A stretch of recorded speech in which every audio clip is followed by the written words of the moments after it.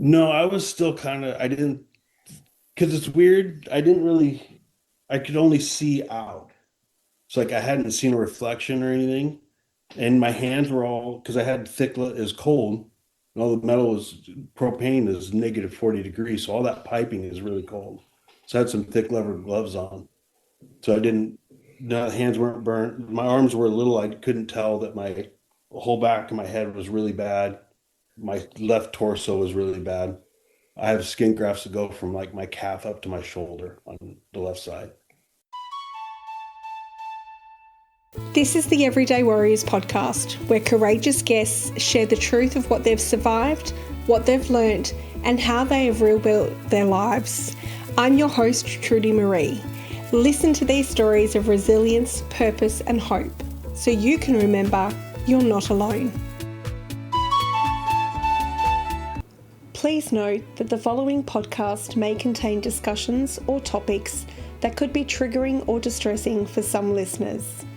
I aim to provide informative and supportive content, but understand that certain things may evoke strong emotions or memories.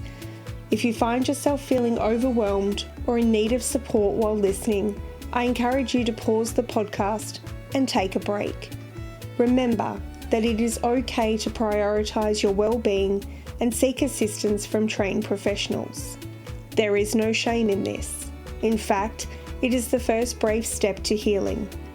If you require immediate support, please consider reaching out to Lifeline on 13 11 14 or a crisis intervention service in your area. Thank you for listening, and please take care of yourself as you engage with the content of this podcast. Before we dive into today's episode, if you'd like to support the show and go a little deeper, you can subscribe to Everyday Warrior Moments. These are short, personal episodes from me, released between guest conversations. A few minutes of reflection, perspective, and encouragement. You can also visit my new website and apply to be a guest and share your own story. Or you can explore the Everyday Warrior Journal if you're ready to write your story in your own words. All the links you'll find in the show notes. Welcome to another episode of the Everyday Warriors podcast. And today I have a guest calling in from the United States, Idaho in particular. And I would like to welcome Shaun to the show. Oh, thank you. Glad to be on here. I'm very happy to have you today. And when I first read about your story, I was keen to hear more about it. So I really want to take you back to 2018 when your life literally changed forever. Yeah, it was March 13th, 2018. I was working on a propane truck. It was a 3,000 gallon delivery truck I had to do some maintenance on. So I was going to evacuate that part of the system. While I was doing that, one of the valves had failed. And so I was trying to get it to shut down. That tank had lost 10% of the liquid. I could tell by the gauge on the back, it's like 300 gallons of liquid propane. Created like a really thick cloud because it was cold. There was still snow out. And so I was trying to figure out, get the truck to shut down. I jumped underneath the truck because there's a air valve that operates it, and or air ram. And when I unhooked the air line from it, that's when I just heard that backdraft sound, like if you put too much gas in the barbecue. I started, whoop, and then the flames wrapped around and hit me. So I rolled over and I covered up, and an explosion happened. Once the dust and smoke cleared, I crawled out from underneath the truck, and I realized there was a 40 by 60 shop that used to be next to me that was now gone completely. And I was just looking around trying to figure out what's happening, and noticed I was burned on the inside of my arms. And so I saw a snowbank, and I ran over, just tried to do a swan dive right in the snowbank. It was like it took a long time. I remember looking at my arms going, I'm going to look like Deadpool when this is all over. It's going to be terrible. Me and my friends just watched that weekend. And have you seen it? Or at the end where the outtakes, I just heard the party like, I'm going to look like an avocado. Just hate fuck the topographical map of Utah. It's just terrible. That's what I'm thinking about, running to the dang snowbank. So I just jump in the snow and I could hear it all just snow crackling and sizzling. So I was just laying there trying to figure out what happened. This woman come up and goes, "Hey, we got to get out of here." I don't know where she came from. I still don't know who she is. But I rolled over, and at that time, I'd realized I had one boot on and a loincloth of what was left of my pants, and all the rest of my clothes were melted off of me or on me. So I lifted up the loincloth. I was like, okay, we're going to be all right. Everything's good. She's like, hey, we got to get out of here. And just then, those trucks have a excess pressure valve, a pressure relief valve, and that purged. And when it did, it shot a flame like 200 feet in the air. It was a gigantic flame. And she's like, it's going to blow up. I go, no, the truck was doing its job. We're safe. So I just laid in the snow until I cooled off a little more and walked to the side of the road and saw the sheriff there. So I, like part of my pants was left, my pocket knife and my wallet and my ring. So I took that off and asked him to send it to my wife. And he's like, ah, he was the look on his face. He was pretty much full in shock. Have this naked guy walk up with burned up, handing him stuff. But I remember taking my ring off and told him to use my address on my wallet. And then somebody asked me if I wanted to call my wife. So I gave him my wife's phone number and he goes, "Is there anything you want me to tell her?" I go, "I'm pretty busted up, but I'm going to be okay." And he just told me no. He walked away and started talking to her. I can only begin to imagine what that must have been like for you. And just going back, I want to reference the fact that your first thought was like, I'm going to look like Deadpool, because I think Yeah. that's hilarious. And had you not just watched the movie, that may not have been the reference that you had. The second thing I want to address is the fact that you looked at the loincloth that you said was your pants and were like, yep, Yeah. my anatomy is okay. I'm still a man. It's all good. We're okay. Yeah. But then, had it not been snowing and the date that it happened, I mean, if it had been the middle of summer, we're talking about a whole different kettle of fish here. But the fact that you were able to just have the instinct to go, I just need to go and lie in the snow, that did that help your situation? Like looking back now and what happened with medically moving forward, was that initial lying in the snow beneficial for you? The doctors are pretty sure that's why I didn't have to receive skin grafts on my face because my whole head and face was burnt. My ears were burnt really bad. So if it was any more of a degree, they would have had to do skin grafts. So me laying in there and not moving until I cooled off is probably what saved me. Potentially saved your life, not just the fact that you didn't have to have grafts on your face or anything, but potentially actually saved your life. Yeah. And the fact that you said that you gave the sheriff your rings when you said, I'm going to be okay, tell my wife I'm going to be okay, and he's like, no. Did you even begin to understand the extent of your injuries at that stage? No, I was still I didn't, because it's weird. I could only see out. So like I hadn't seen a reflection or anything. And my hands were all, because I had it was cold. And all the metal was, propane is negative 40 degrees. So all that piping is really cold. So I had some thick leather gloves on. So the hands weren't burnt. My arms were a little, I couldn't tell that my whole back of my head was really bad. My left torso was really bad. I have skin grafts that go from like my calf up to my shoulder on the left side. So it's like, Wow. but that's all because I rolled over and covered everything up. So it's just my whole back that got burnt. I couldn't see from the front, everything. I could see burns, but it didn't look terrible. Okay, so from what you could see at the time, it didn't seem so bad. It probably felt worse, I can imagine. Adrenaline. I didn't feel much of it until I walked into the back of the ambulance. And then I just told the guys, hey, can you give me some stuff? Adrenaline's going to. The other part is propane's so hot, it burns the nerves back a little bit. So it is kind of weird. I didn't really even notice the pain until I'd gotten to the ambulance. Wow. And how much of your body, because I know when you are a burns victim, they talk about the percentage of the body and the degree of burns. What was that for you? 46% was burnt, and that was all third degree. Requiring most of it was requiring grafts. I bet you when you And went then to work that day and went about your normal shift, that you never would have thought that how many hours later that nearly 50% of your body would never be the same again and that your whole life would be altered in that moment. yeah, that's what I tell people. The thing I missed the most when I lost is I no longer can think it won't happen to me. Because like the one in a million, I got struck by lightning. So it's like now I'm a little more cautious with some stuff, but that's one thing that's really changed. But before, none of us really think that is going to happen to me.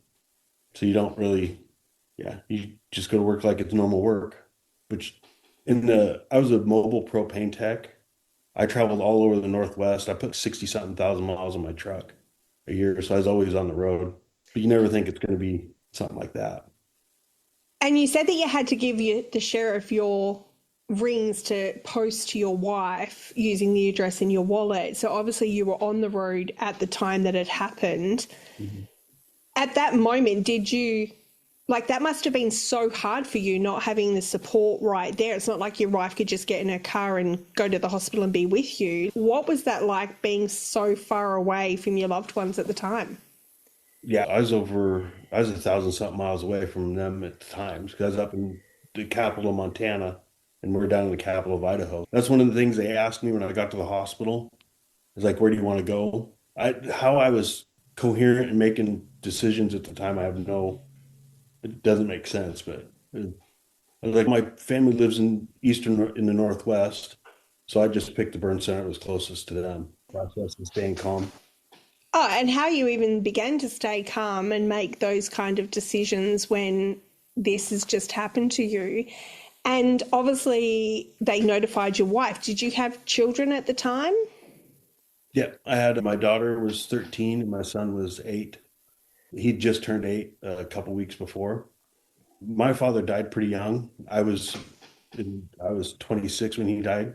My sister was 15. And I just like when I was walking to the ambulance, I was like, and I can't go anywhere. Like I had to go had to survive this because I just couldn't let my daughter go through what my sister had to, losing a parent that young.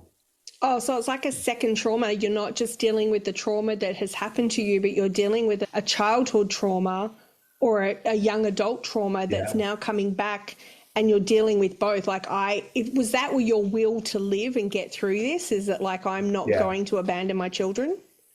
Yep. I knew that I just couldn't, I just couldn't do it to him. Wow.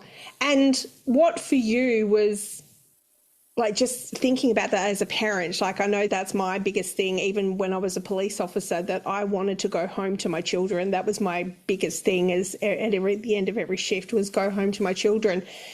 How was that for you as a dad, but how was it for your children going through obviously the long period of treatment that you would have had to undergo for your burns? Like you said, you had grafts.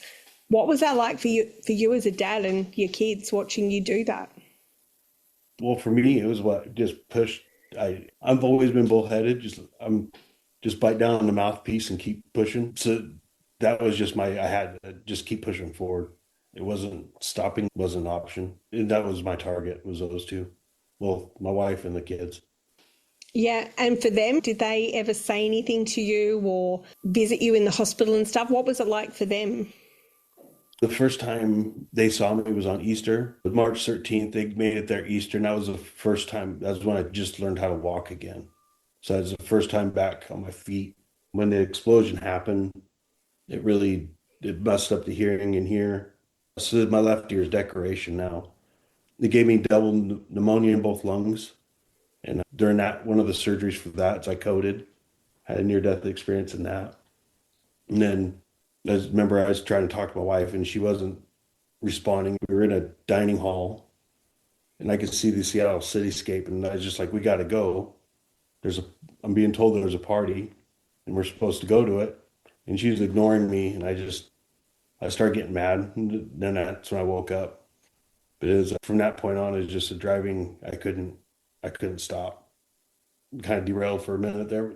With that, I was pretty bedridden because I had skin grafts on the back of my legs I was hooked to machines, just to keep me alive, respirators for the first couple weeks. And then they saw me at the 1 month mark and I could start walking again. That was a long answer to the simple question. No, I didn't even realize that amongst the multiple surgeries, which are dangerous in themselves, any surgery, but now you're in this condition to have surgeries. And like you said, you coded and had a near death experience. I can understand the need or the drive to get better for your children. Was there anything that motivated you through that time? Words of wisdom that kept you Oh, going? so I tell everybody it's like anytime you're in stuff like that, it's just mental gymnastics. I listen to Jocko Willink. He has a Discipline Equals Freedom as a soundtrack he has on Apple iTunes. It's like I think of it as a hit list with audiobook. If you're struggling with something, you can just pick a track. And his one is good. It talks about it doesn't matter what life throws at you, just you have to find the good out of that. And that, when I got my phone, my old phone was melted.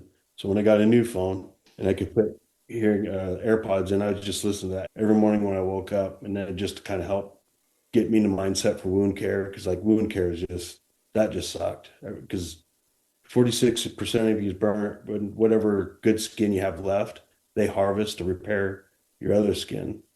And during wound care, every day they unwrap you because I look like a mummy, and then scrub you down, shave all the hair off my head so the little nubs trying to grow through the burnt skin, they have to get all the dead skin off. So it's not a very good time. And when I first started, it was 3 hours a day.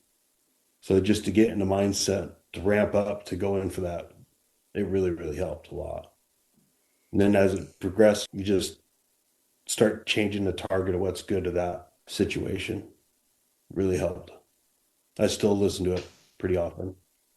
That's good to see that something helped you during that time, because I didn't even think about the fact that you're not just dealing with the burns on the part of your body that are now injured, but the fact that they're having to do skin grafts and harvest from good parts of your body. It's almost like now 75, 80% of your body is just like, oh my God. Yeah, it's kind of, yeah, it's weird. I Were there was, any really low points during that period? there's a lot. There's just a lot of stuff going on. I mean, mentally, it's just hard because I was really, really fortunate between my mom, my sister, and my wife. I was somebody who was with me at the hospital every day. I think there was one day there wasn't, and they were way more upset about it than I was. So it's like I had a really good support group. So when I did have my lows, there was somebody there to, but there's some days are pretty daunting. Just when you're first trying to learn how to walk again and you get to pretty low points some days when you just can't do what you want or your body won't let you do what you want. Yeah, it must be difficult going through something that is not just a mental challenge, but it's a physical challenge combined, and you've got to balance out both of them. And especially, like you said, you had to start to learn to walk again, Yeah, given that and you like were and before probably that, so fit and healthy in the lead up to this, like doing your job, that you're now at like almost total incapacitation. I was a CrossFit addict when I going into that. So I was deadlifting 450 pounds and running a 7 minute mile and a pretty good shape. So, to go from that to having to push a button for somebody to come help you go to the bathrooms kind of it's humbling some days, to say the least. I can only begin to imagine. And so, how long did that period of care and obviously rehabilitation take for you? I'm guessing it wasn't a quick fix. Well, I was remarkably fast. One of my nurses said that she's been a nurse for 22 years. She's never seen anybody come back like I did. I went in March 13th. I then started walking, and then from that point, I got walked out of the hospital May 4th. So it was barely 2 months. I taught my first motorcycle class June 12th of 2018. Wow, I was Like expecting like months and years, but you're here saying it's like a matter of I weeks and months. I was supposed to leave the hospital sometime late July, but I was pretty driven. And I think a big part of it was I was in really good shape. My body was not, it was broken for just because you're doing CrossFit, you get broken because you're dumb. But I think I was used to the punishment. But it's just, I think it was the work because if I had to do one lap, I did 3 laps. And then if they wanted me to do 3 laps, I'd do 10. It didn't matter. And then when the FBI, so I got investigated by the FBI. Evidently used to blow trucks up. Somebody does an investigation. They sent me my wallet and it still had my debit card in it and it was melted, but it'd still work. So when the nurses weren't paying attention, I'd walk down the stairs and go into the cafeteria and get donuts and come back up. They get mad at me for that one. I had to eat a lot. I was pretty hungry. And I suppose it's the small wins as well. Like for you, when you're so driven because your two children and your previous trauma are making you pay attention to how do I get better. But then at the same time, your body is in really good shape because of your CrossFit past, that it's not like a sick body or an unable body that's fighting this. You're quite a healthy body fighting this. And I know people who do CrossFit, and without sounding wrong, you're a weird bunch because you put your body through hell to do stuff. But Oh, you've yeah. got that drive from CrossFit as well. So who could deny you going down to the cafeteria and getting a donut? If that was your little treat for the day for woohoo, I got this far, Oh, then they were worried I would fall down the stairs because like I was still barely able to walk with a walker. So I just used the handrail but when I was in wrestling, we ran stairs. So my brain was like, you want to get in shape? Stairs. It was forcing, I'd have to get range of motion because all the grafts on the back of my legs, everything would be moving. And I'd swelled up to almost 280 something pounds from the water weight. So I put on 60 something pounds to just all that extra weight and had to get worked that off. But everything's just swollen and so it was really good. The steps helped a lot with range of motion. And they had me eating 5,000 calories a day for just so your body needs to repair itself. But that was when I got to the eighth floor once I'd made it. That was out of the ICU. I was in intensive care because I got MRSA in my left leg. And so I was quarantined also. And when you saw me, I had to have all the gear on and that caused me to have they had to remove that skin graft and put another one on before I left from the MRSA. wow. So it's a battle even just in your recovery phase of secondary conditions and things like that that you're dealing with, that it really does prove that mindset and who you are and who you think you can be in the future is really important for your overall recovery.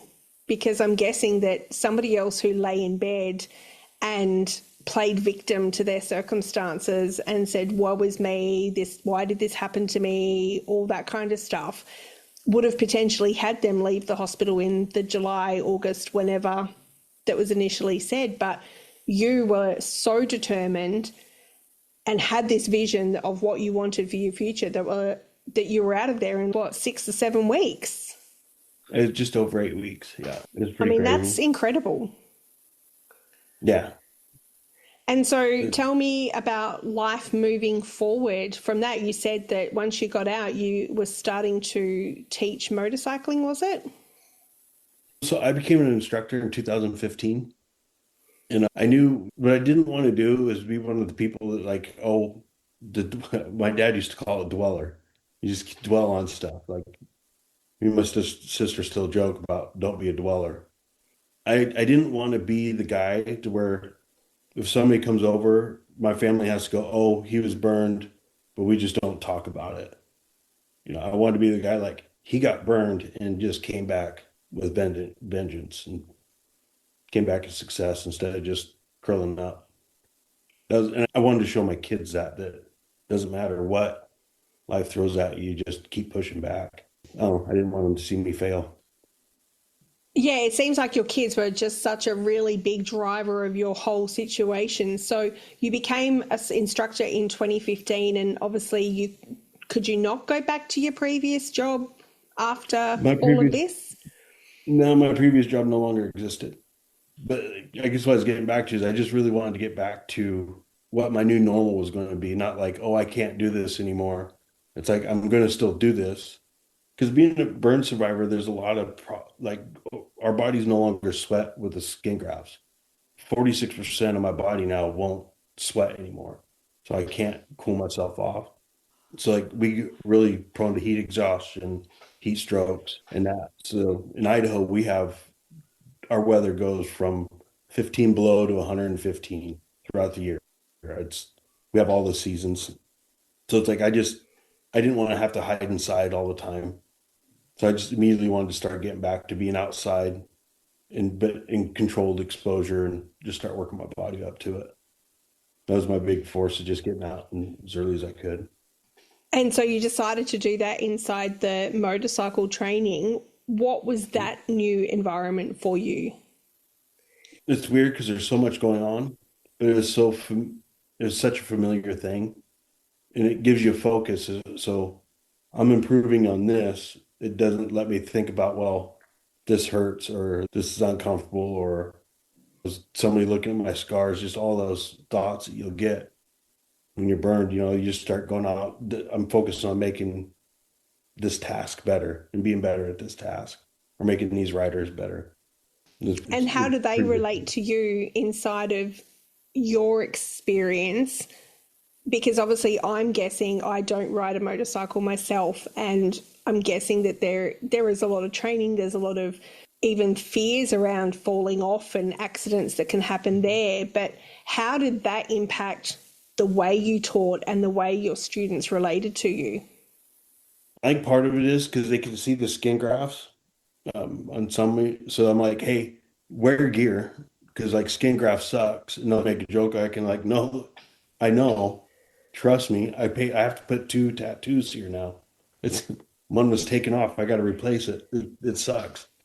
So it's just kind of, I guess I get street cred out of it. Helps a little bit. I love it, the street cred. Yeah. And you said that you had to get tattoos replaced because Yeah. of the skin grafts. Is that something that they can even do? Is like tattoo over skin grafts? Yeah, my guy, he has never tattooed over a skin graft before, but he says he really likes it now because tattoo guys they always have that crude sense of humor. But he's like, I can't tattoo 8-month-old skin, so this is my only opportunity to tattoo 8-month-old skin. It's pretty nice. It takes ink really well. That's now he's like, oh, it's only 8-year-old skin. It's great.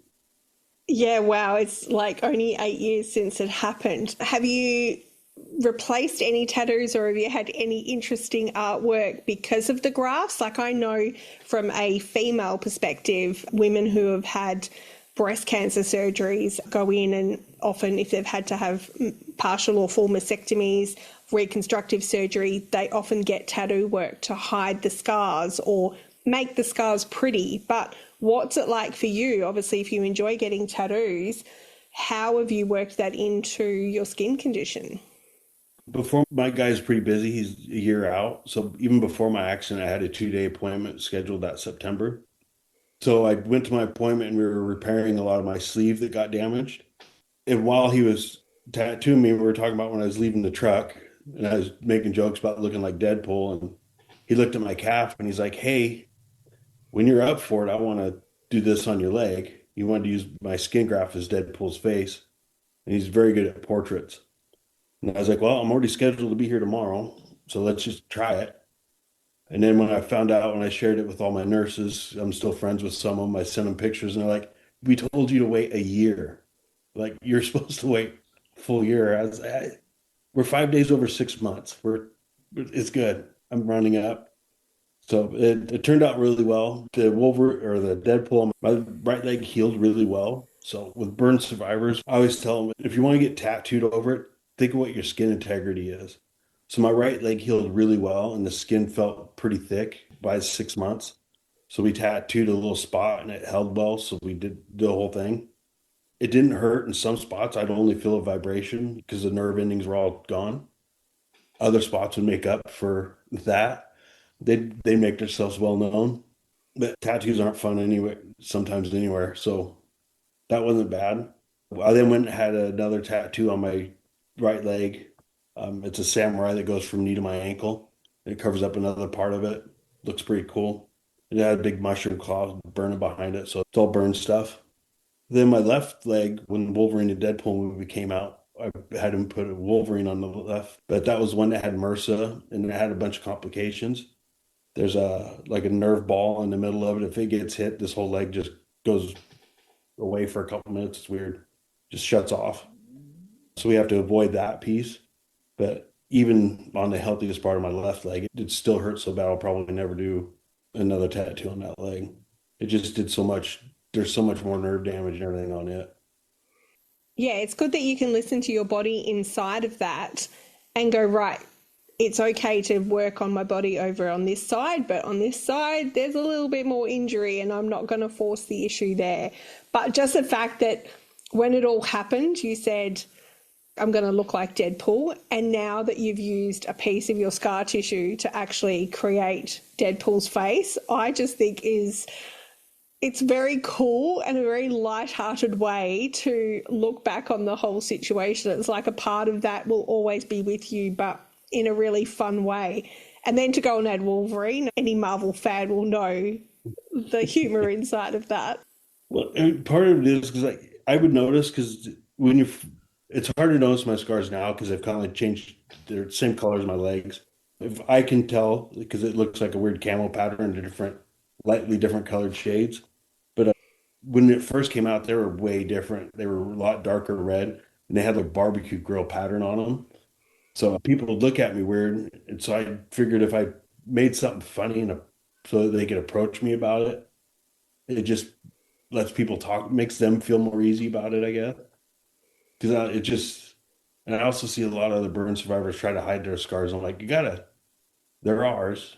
You might as well do something with them other than just not like them, to decorate them a little if you can. I love that you're owning that part of your life that this happened to me, and rather than hide it away and pretend that it didn't happen, you're actually fully embracing it. I know there's a burns victim here in Australia named Turia Pitt, and Yeah, she fully embraces who she is. she was a big inspiration for me. Oh, really? She's awesome. Mhm.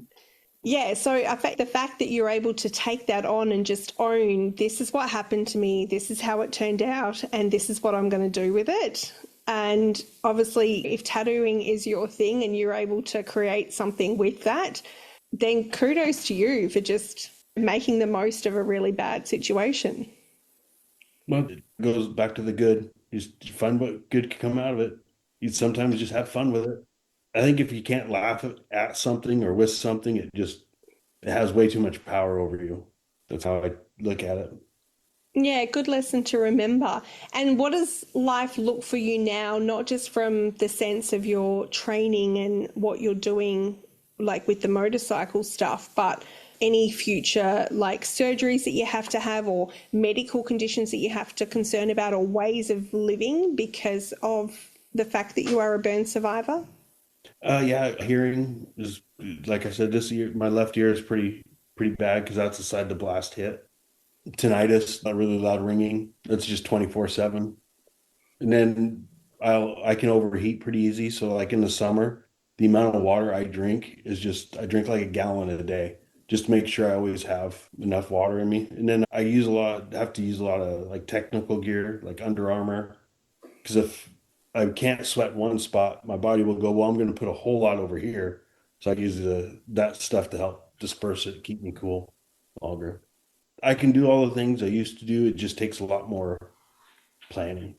That and skin cancer were really susceptible for skin cancer. So I have SPF shirts and hats now instead of tanning oil. Just big hats and long sleeve shirts. Totally understandable. You want to protect, our skin is our biggest organ of our body, and you want to protect, like you've worked so hard to get where you're at now, you want to protect what you do have moving forward. Have you gone back to CrossFitting? Are you still able to? No, I don't know if that's just due to age, but like it's pretty crazy. So I learned how to walk in Easter, and I got pictures of me in June or July deadlifting 400 and something pounds again. Like the first time back in the gym, I squat 225 and is having a really good strength base and having a really strong body, I think really helped everything build back faster. the day I could tie my shoes, that was a pretty big day. But just being active and going to the gym, I think is another reason why I really recovered fast. Just keep that blood flowing. Yeah, and it's just, isn't it funny, the simple things of tying shoes that you need to look at the big thing of having to walk again, but then just the little things that each of those achievements is just another tick in the box to I'm going in the right direction, and you just take it one step at a time. Yeah. Now I do. I just use a lot of kettlebells, just a lot slower, a lot more focused movement, so I don't get hurt anymore. Because that's just, well, I feel like my body's still trying to come back from some parts of that. It's pretty big deal. Yeah, the other thing I want to mention, obviously, we've talked a lot about the burns and the suffering and the things that go on with the physical. And you said mentally, initially in the hospital, you had a driving force. But I need to ask, what was the post traumatic stress aspect of it like? Not a good time. I'd give it a bad Yelp review for sure. Because it's like I don't know, I've always been an outdoors guy, hunting, fishing, so like campfires. So like I didn't want to be afraid of fire. So I was a knife maker before the accident. While I was in the hospital, I thought that's what I wanted to do. I was gonna make man on fire knives is what I've settled on. So but I didn't know how much it was gonna help me, but making knives, you forge the knife, you get it to shape, and then you gotta get all the scratches out, and then you gotta shape it, and then so there's so many detail pieces. If you're struggling with intrusive thoughts and get stuck in a negative loop, you could just go out and just try to make an improvement on that knife. And then at the end of it, you have a tool. It's pretty gratifying to make things. I think that was a huge part of my recovery, just making art and making things in the garage, mostly knives. I actually built my propane forge when I got out of the hospital. That one made the wife a little upset when she caught me doing that. I'm still wrapped in gauze from the hospital. She's like, please, just not today. I'm going to have to put my hand up and side with her. Like the fact that you've had this massive accident involving propane, and here you are as part of your recovery, no doubt. I'm going to create something beautiful, but I need propane to do it with. Call you crazy in the moment? It was something I was already so used to. I'd been in that industry, and so it was just like I knew what happened to me was a freak accident. And I didn't want, I'm really bad about anything having power over me. So if something scares me, I can't deal with it very well. So especially an everyday item like that. I also have 5 barbecues, so I cook a lot of grilling and all that. So it was going to be part of my life. I might as well just hit it from the get-go. I love that you've just been able to take what many people would see as such a negative and such a trigger that could downward spiral, and you've said, no, I'm not going to allow that to happen. This is part of my life. It's something we use every day. I love to cook. I want to create art. It's part of my therapy, that I'm going to allow me to become a victim to this thing, that you're going to take it head on and go, no, I own you. You don't own me. Yeah. It's a lot easier. It sounds really hard at the beginning, but if you don't dig the big hole before and get really afraid of something, it's easier at the beginning. And do you still create your knives to this day? Yeah, no, I don't sell them anymore. One of my favorite, my brain never has been working right. When I was in the hospital, I had staples. I don't know how many thousands of staples I had from the grafts. As they were removing them, I asked them to keep them all. And they threw one jar away. But I had them keep the other jar. And I cast that in that material and I used that in my knife in a couple knife handles. So it's just looks like a clear red swirl blood with a bunch of medical staples all through it. One of my Damascus knives. It's pretty fun.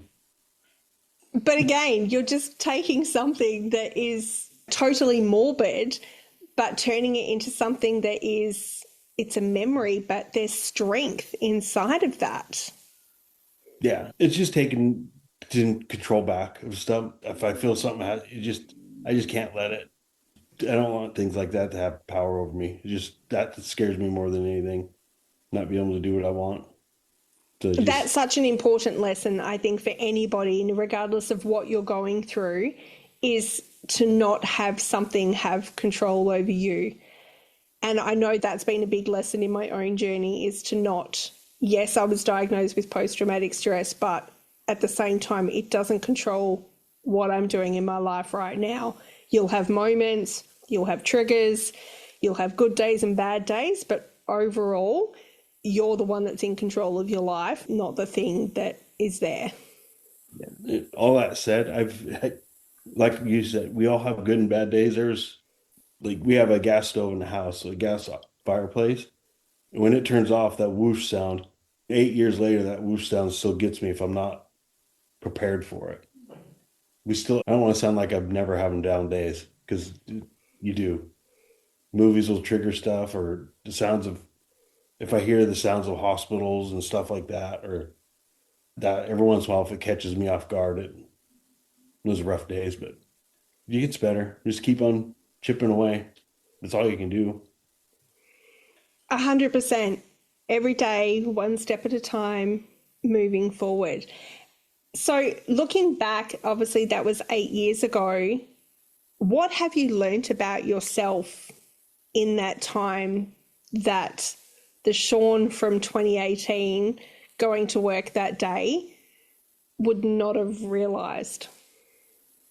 A lot more humble. And just, I used to really think I knew a lot, and now I'm pretty sure I don't know anything. It's just a lot more spiritual than I used to be. Not so much religion, just I know there's something. So that's a big change for me. Just I study life a lot more than just try to run through it. My whole deal before was like just try to get as much done as possible. Now it's like, well, if you get 20 things done but don't enjoy any of them or remember any of them, why not just do 10 and have more fun and experience it better? Oh, that's such a beautiful way to look at it. It's not about rushing through life, it's about enjoying the moments along the way. Yeah, makes it a lot funner. And what about your relationships with, like, for example, your wife and your kids? Like, how has that been? Because I'm guessing there would have been some really rough moments apart from the propane gas incident that Oh no, you it has been froze. testing through those times. Oh, yeah, I mean, yeah, it's not easy. We've been married for 25 years this year, but she's my rock. But it's like when you're going through some of those just loops you get into, it gets hard. There's been some rough times, but overall, I'm really lucky to have them all in my corner. It's pretty, this might be when I get emotional again. It was about a month ago. Both my kids independently came up and just like, hey, we're proud of you. You've really come a long way. And I was like, oh, that one really hit me. Ah, I still did. Dang it. And it's okay because realistically, as a dad, that's probably the one thing that you want to represent to your children that you want to be proud of them, but you also want them to be proud of you as who you are as a person because it means that you've shown them something. So I know that I would be proud as a mum if my kids come up and said that. So I can only imagine after everything you've been through to have your children acknowledge the journey that you've been on over the last 8 years. I think you epitomize being an everyday warrior. Thank you. Yeah, it's pretty fun. The other thing is like I tell a lot more people I love them and I forgive a lot faster. If something upsets me, I'm just like, well, is getting angry going to help this at all? And you gotta let it go. That's still a journey. I mean, there's some days it's easier than others. As it is with life in general, I think. But Yeah. it's those pearls of wisdom that come from experiencing something so life altering. You Well, know, like, when you find out there's an expiration date, it just kind of puts everything in perspective. And then I tell people, why would you want to go through a life-changing event and not change? Why would you waste going through all that shit to not turn it into something? You gotta make something out of it if you can. wow, that's so profound. It's all mental gymnastics. Yeah, but I just love the fact that you've been able to reframe it as yes, this is a life altering event, it's a life changing event. And the old saying of nothing changes, nothing changes. But how can you go through something like that and then not change through it? Just words of wisdom right there. Yeah, it puts perspective into it. Like, I just want to bring up too, before we were chatting and hit record, you said that you were going back through memories and notes in your phone and that something came up for you that had to do Oh with your yeah. daughter. If you'd like to share that with the listeners, because I think that's also perfect given what you've just said. Yeah, yeah. She drew me a couple pictures, and one of them she wrote on there. It's a little tie-dye looking deal. It says, "When it rains, look for rainbows, and when it's dark, look for stars." And that was a big one when I was in there. And it's little gems like that that just bring everything back into perspective and make you really appreciate the life you have. Oh, yeah, really appreciate it. I'm really lucky to have the tribe of people around me I have. We're just a really good little tribe.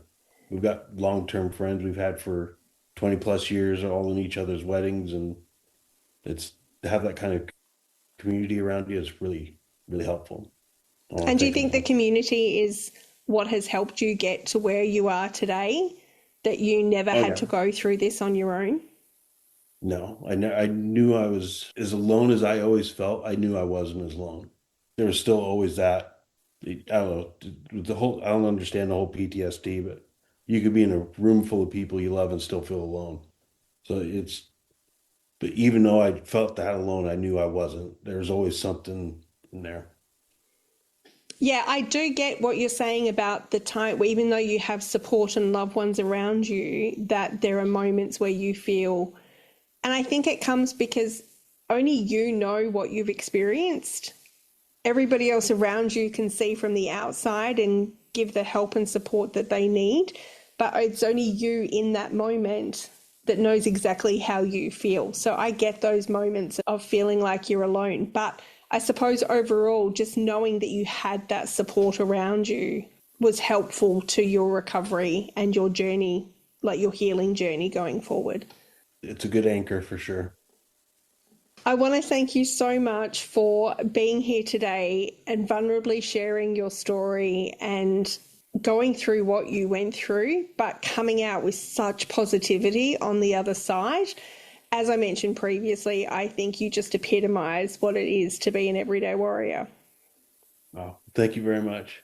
It's been really, I've really enjoyed this podcast. I've had a good time. I'm so glad to hear that. And I always finish the episode by asking, what is the one thing you are most grateful for today? Breath, time. Time's one thing we can't get more of. That's one thing we can't make more. Thank you for tuning in to the Everyday Warriors podcast.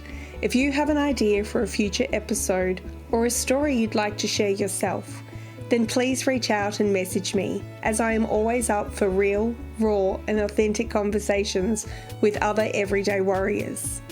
Also, be sure to subscribe so that you can download all the latest episodes as they are published. And spread the word to your family and friends and colleagues so they can listen in too. If you're sharing on social media, please be sure to tag me so that I can personally acknowledge you. I'm always open to comment about how these episodes have resonated with you, the listener. And remember, lead with love as you live this one wild and precious life.